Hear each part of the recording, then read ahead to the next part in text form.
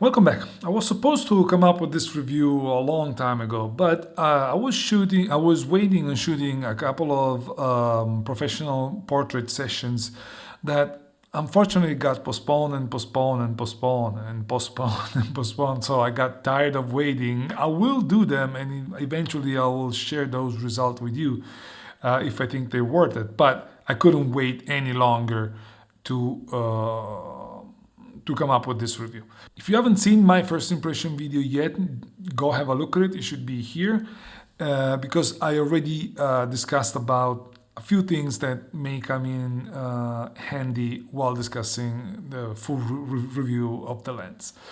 As you probably know, the 33mm is the second lens of the new breed of lenses that Fujifilm released this year, actually last year, 2021, after the 18mm and just before the 23mm. And these new lenses represent the way Fujifilm is looking at the future of their X-line system, because these lenses are supposed to be very good for video, and at the same time they're supposed to be performing the current 26 megapixel resolution of the sensor, and they should be ready for a more dense sensor that is probably coming up with the XH2. Within the Fujifilm lineup, this lens goes in competition mainly with the 35mm F1.4, which is a very historical lens for Fujifilm. It's basically the lens that gave Fujifilm a huge boost at the beginning with the X-Pro 1 and the initial 300 lenses. However, this lens, the 33mm F1.4, is a different beast, especially when we talk about video. That's where the difference is abysmal.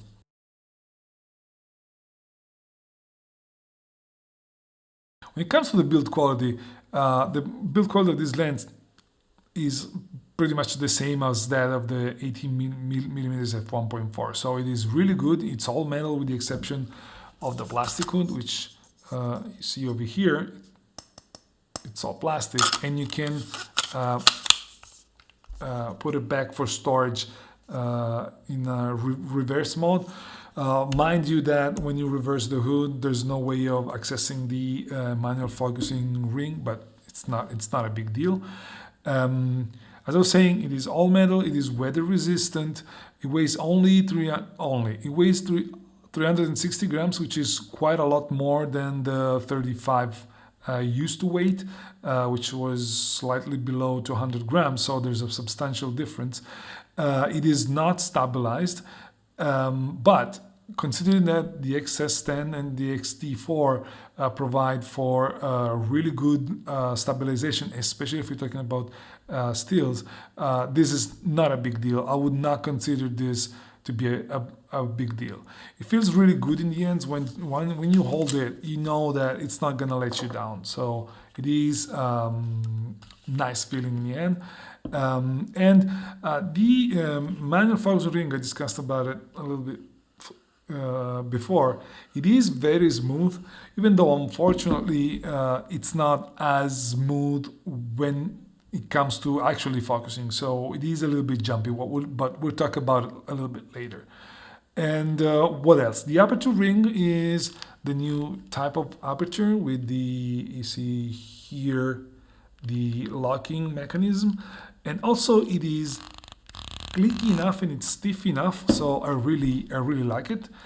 And the lens itself comes pretty balanced when used on an XT4. Of course, with smaller bodies such as the XE4, XT30 and something like that, it's a little bit front heavy, something that wouldn't happen with the 35, but it is what it is. It's a new set of lenses. They're better in every aspect, so it kind of makes sense for them to be a little bit bigger, even though again they're not too big. In general, however, the quality construction of this lens is very high, and you know this lens is not going to let you down at all.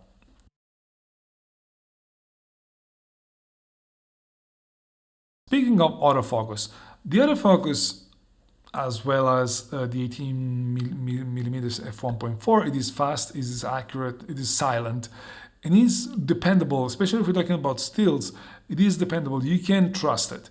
I used it for several indoor shooting, whether it was cats or children, and those are erratic moving objects, but I could I managed to have a lot of keepers among the shots that I took, and this tells you a lot about this lens, the autofocus of this lens. When it comes to stills, together with the X-T4, but I guess XS10 and all of that, this lens is really good, and it won't let you down at all.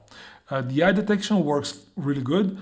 Of course, keep in mind that the X-T4 is not perfect in general, but that would be the camera's fault more than the lens's fault. In general, the autofocus is miles better than that of the 35 1.4, even though that one with the new bodies has improved a lot.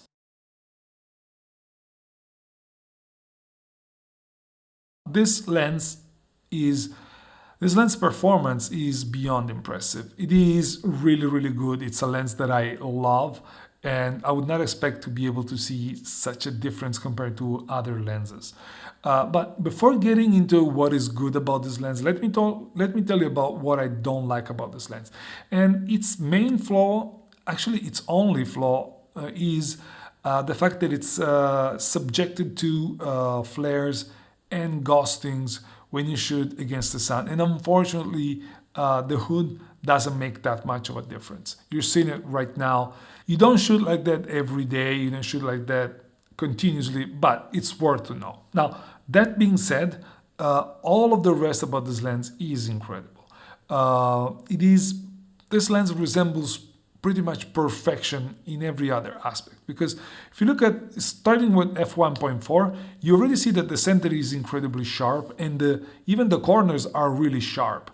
There's a negligible vignetting and no distortions at all. When you stop down to f2, the center gets even better, and the corners get really good, almost on par with the center, while the vignetting is still negligible but visible. When you get to f2.8, the vignetting is almost gone, and the sharpness is incredible. Corner to corner, there's no difference with center. It's an incredible lens, and this performance stays constant up until f8. That means you can use this lens from wide open if you need it or want it. But if you want perfection, you can use it from 2.8 to 8 without worrying about the result. It's going to get you perfect results with no problems. And even if you get to f11 or f16, where a little bit of netting comes in, but not too much, and you can still use f16 with no issues at all. The bokeh is also really good. Some may tell you that, and I would agree, that there's better lenses around, but at the same time, this lens is really good. Thanks to its 9 blades aperture, the bokeh is very pleasing, is very gradual, and it's really nice to look at. It's also got decent close-up capabilities. Of course, it's not a macro lens, but you can focus up to 30 centimeters from the sensor, and most importantly, it is very sharp even wide open. There's basically no distortion, I already mentioned that, and when you stop it down, the sun stars effect is really good. You can really enjoy it. Of course, if you don't like that effect, this lens probably won't be for you. Also, there's no visible chromatic aberration. I couldn't get any purple fringing, any nothing against like super contrasty surfaces, and even a lateral chromatic aberration is very well controlled. There's a minimal amount, but it's very well controlled. Bottom line, this lens is super good. Like I'm telling you, is really good. Once you see what these lenses are capable of, you will understand why Fuji is claiming that these lenses can resolve more dense sensors. That again, we will see probably starting from the XH2 in a couple of months. Before we move into video, let me just show you a slideshow of the pictures that I was able to capture with this lens, mainly on the X-T4, in these months of use since my first impressions to now.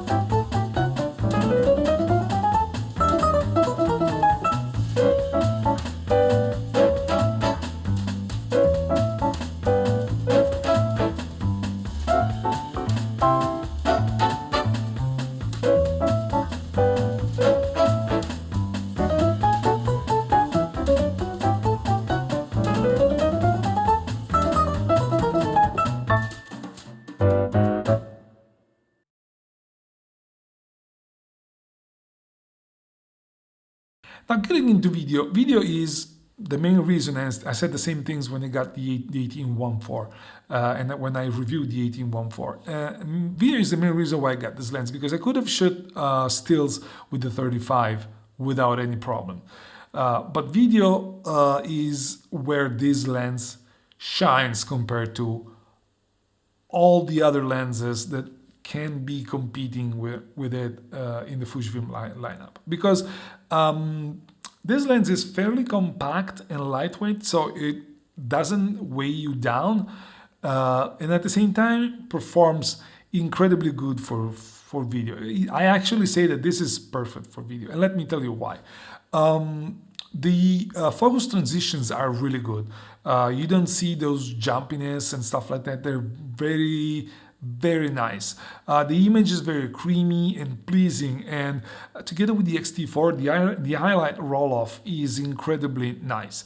There is no focus bleeding at all. It's perfect when it comes to focus bleeding, and the autofocus works really well. Of course, the limitations come from the X-T4. We know the X-T4 is not perfect when it comes to continuous autofocus in video, but for what the X-T4 can do, this lens, it's not gonna be the lens that slows down the camera. It's the opposite. So I am very convinced that this lens is gonna perform really well with the upcoming cameras, assuming they improve that. It works really good even with subjects as cats or difficult subjects that never stay put. So I'm really pleased with it. Its decent magnification capabilities allow you to use this lens to catch details and more intimate shots. And due to its size and weight, it is perfect if it's used on a gimbal with the X-T4. Also because the X-T4 IBIS helps smooth those micro jitters, so whether you're using it handheld or on a gimbal, this lens fits the bill perfectly. And together with the 18-1.4, they're a perfect combination because sizes are similar, weights are similar. That means that once you balance the camera with one of the two lenses on your gimbal, you can swap them, and you don't have to rebalance the gimbal at all. The gimbal is going to be doing its job regardless of what lens you're using. And this is incredibly important, especially if you're shooting on gimbals and you're on a rush. The only thing that doesn't match the perfection of this lens is flares and ghostings and the jumpiness of the manual focus.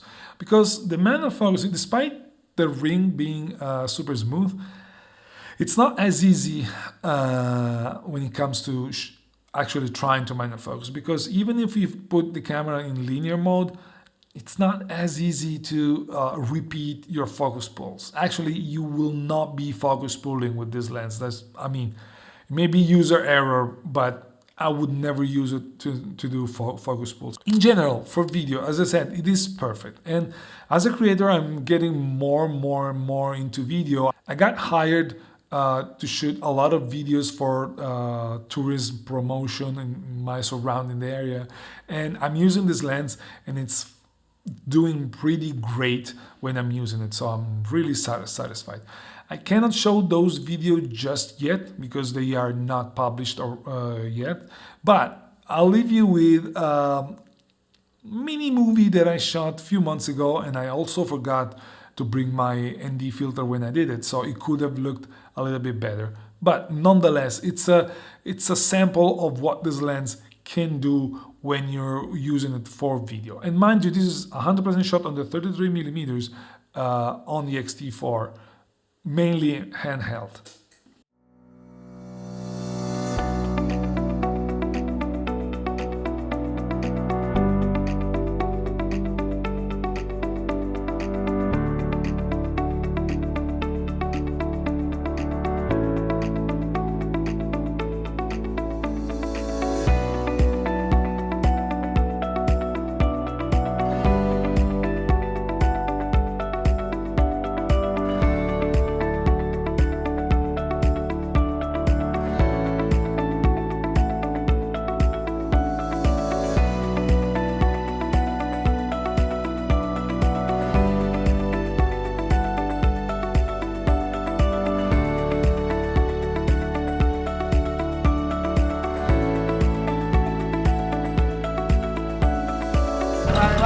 Vai.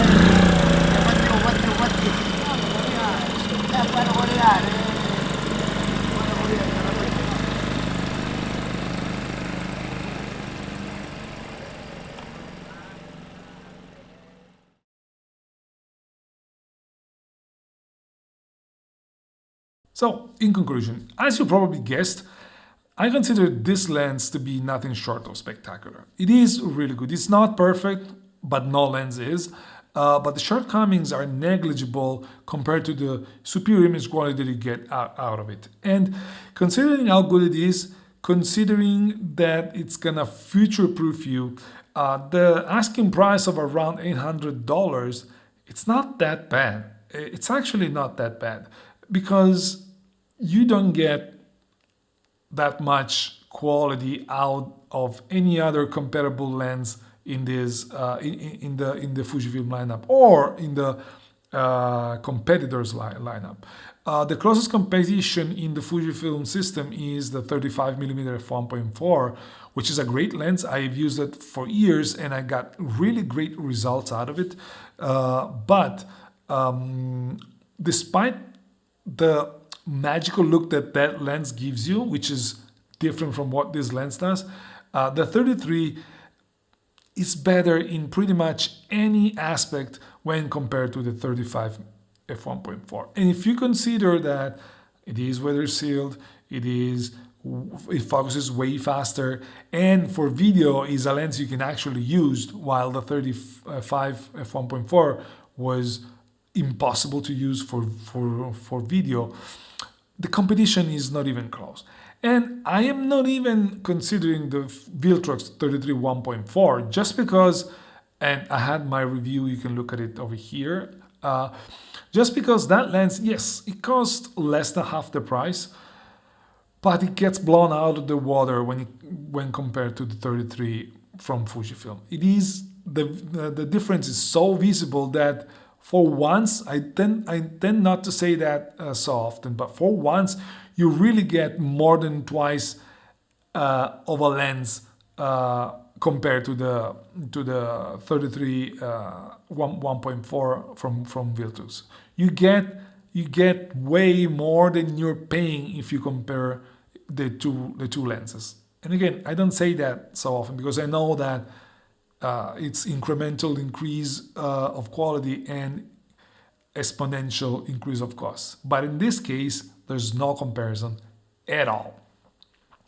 Let me know what you think about this lens. If you have it, what do you think about it? If you don't have it and you're planning on buying it, let me know. If you have doubts that I can clear out, let me know. If you have any questions, just use the comments below. This is the only way that I can interact with you.